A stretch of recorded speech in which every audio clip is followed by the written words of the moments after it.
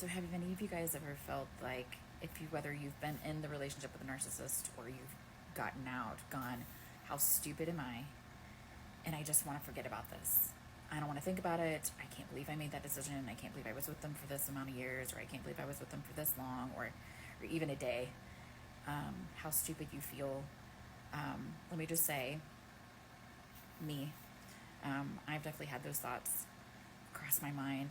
Not just cross my mind, but sit there and stay and almost meditate on them, I mean, I'm being facetious. I'm not actually meditating on that, but those are thoughts that have definitely come and sat in my mind, and I've entertained them going, how could I have done that? How could I have chosen to be with this idiot person that treats me this way? Why would I choose something where I feel so crummy, where I feel so awful about myself all the time? And then when you come out of it and you're detoxing from it and you're trying to unpack all the damage that was done, I mean, sometimes it's so overloaded. You're so overloaded, it's so heavy, it's just swirling that you can't even quite pinpoint why you would have made a decision to be with a narcissist. And I've done a pretty good job of shaming myself for a long time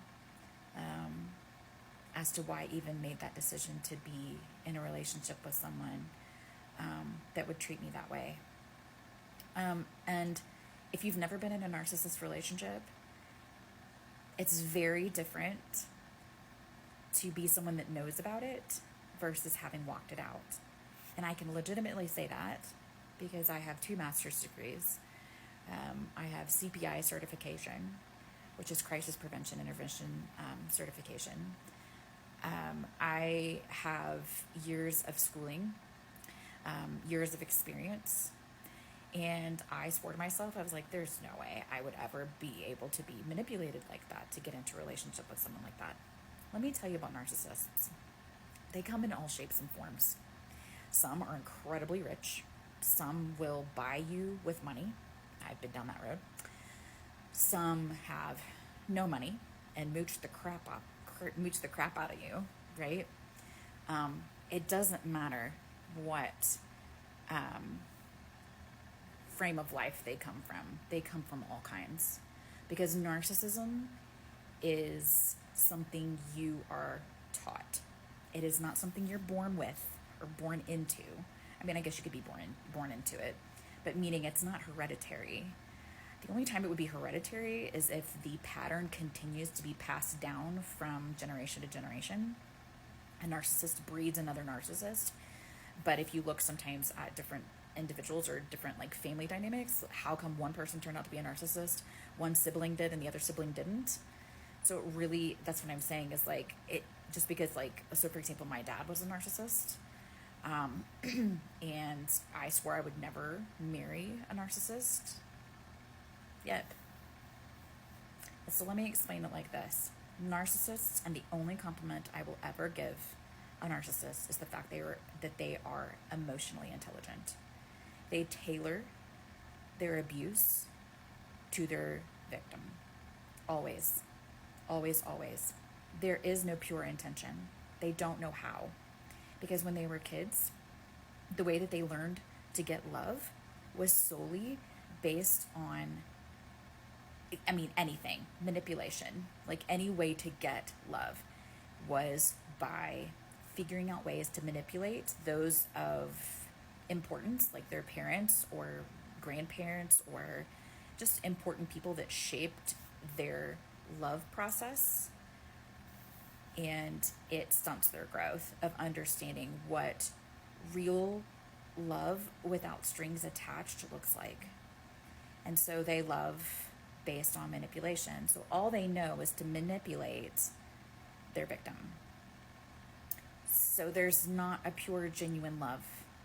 And it's going to be really confusing because the love bombing phase, like the little crumbs they throw out there. So after they've hooked you, after they have told you everything that's so wonderful about you, you're so great, and they've gotten you hooked into the relationship, and they know you're not going anywhere, that's then when they will start to look elsewhere. Because once you're hooked, then they know they can start looking for a new supply. New supply meaning another partner or just a fling. It doesn't matter what this person looks like. People are like, so I've watched women do this, I've watched men do this. They're like, oh my gosh, I mean, did you see that person? I mean, they're so ugly, they have nothing, blah, blah, blah, all this kind of crap, right? And the thing is, it has nothing to do with any of that. It has everything to do with feeling loved and admired by other people. They don't care. They don't freaking care how they get that. They want that love and admiration from anyone and everyone. And so if they can get it from someone that is quote unquote lesser than you, they're going to. It doesn't matter. It's about the conquering. It's about the elation, the feel good feelings, the dopamine high that you get from the love feelings. That's why love is not a feeling. Love is a commitment. Love is something you commit to every day when you make a relationship with someone and a partnership with someone. You commit. And I'm not talking about committing to an abuser. Lord, this cat. So I'm saying to you, and I'm hoping I can bring encouragement, that it doesn't matter whether you're educated, whether you've studied this, whether you even grew up with a father that's narcissist. It happened to me. And I got involved with someone that was a narcissist. And I believed it. And I could quote unquote, I fell for it, if you want to call it that. I hate saying that, because I'm not saying that I don't, there's a fine line here where people are like, oh, well, it's not my fault. It's just, my baggage, I didn't do that. I'm not saying I'm not taking responsibility for the choices and maybe the hurts and the pains that I have, that I'm still hooked up on, that I need to evaluate so I don't make choices like this again. But I do know the red flags. I do know the red flags now. And so that is a really key component to being able to avoid relationships with people that are abusive, narcissistic, and all of that kind of thing, is to be able to notice the red flags that are coming along. But when you are someone that never received the kind of love that they deserved growing up, you are going to look so hard to fill that really deep, deep void for someone to love you. And that's definitely where I have been and where I have come from, and I'm definitely still unpacking that.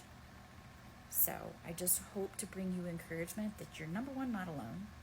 Number two, it's okay for you to be educated. You could know all this stupid books in this entire world about narcissists and narcissism, but until you walk through it, you don't really know these red flags until you walk through it. So just take it from me, someone who's going to tell you what these red flags are, so that you know, so you can keep an eye out for it, to try to avoid that situation and getting entangled with someone that is a narcissist.